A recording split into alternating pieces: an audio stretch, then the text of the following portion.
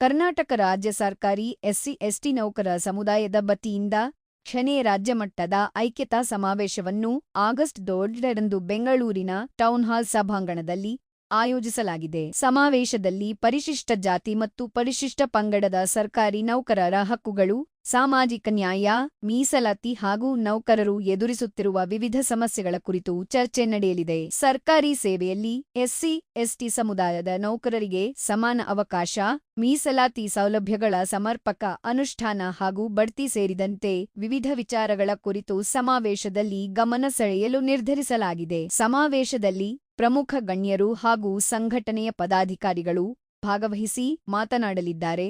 ರಾಜ್ಯದ ವಿವಿಧ ಭಾಗಗಳಿಂದ ಆಗಮಿಸುವ ನೌಕರರು ಸಮಾವೇಶವನ್ನು ಯಶಸ್ವಿಗೊಳಿಸುವಂತೆ ಸಂಘಟಕರು ಮನವಿ ಮಾಡಿದ್ದಾರೆ. ರಾಜ್ಯ ಮಟ್ಟದ ಐಕ್ಯತಾ ಸಮಾವೇಶ ನಾವು ಏರ್ಪಡಿಸಿದ್ವಿ.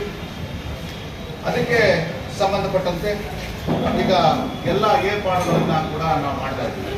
ದಿನಾಂಕ 28 ಆಗಸ್ಟ್ 2026 ಶೃಂಗಾರ ಪ್ಯಾಲೇಸ್ ಗೇಟ್ ನಂಬರ್ 8 ಅರಮನೆ ಮೈದಾನ ಬೆಂಗಳೂರು ಇಲ್ಲಿ ಈ ಕಾರ್ಯಕ್ರಮವನ್ನು ಆಯೋಜಿಸಲಾಗಿದೆ.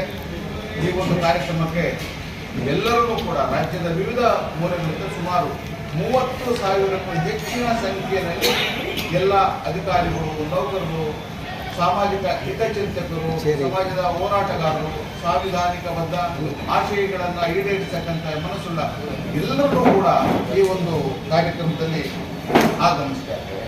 ಮತ್ತು ಈ ಕಾರ್ಯಕ್ರಮ ಯಶಸ್ವಿಗೊಳಿಸಲಿಕ್ಕೆ ನಾವೆಲ್ಲ ಕೂಡ ವ್ಯವಸ್ಥೆಯನ್ನು ಮಾಡ್ತೀವಿ. ಈ ಒಂದು ಸಂಸ್ಥೆ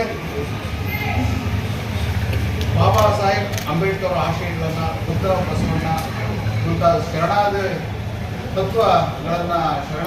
ತತ್ವಗಳನ್ನು ಬಸವಾದಿ ಶರಣರ ತತ್ವಗಳನ್ನು ಅನುಷ್ಠಾನ ಮಾಡತಕ್ಕಂಥ ಹಿನ್ನೆಲೆಯಲ್ಲಿ ನಾವು ಈ ಒಂದು ಸಂಘಟನೆಯನ್ನು ಮಾಡಿಕೊಂಡಿದ್ದೀವಿ. ಬಹಳಷ್ಟು 15 ವರ್ಷಗಳಿಂದ ಕೂಡ ನಿರಂತರವಾಗಿ ಸಂಘಟನೆ ರಾಜ್ಯದಾದ್ಯಂತ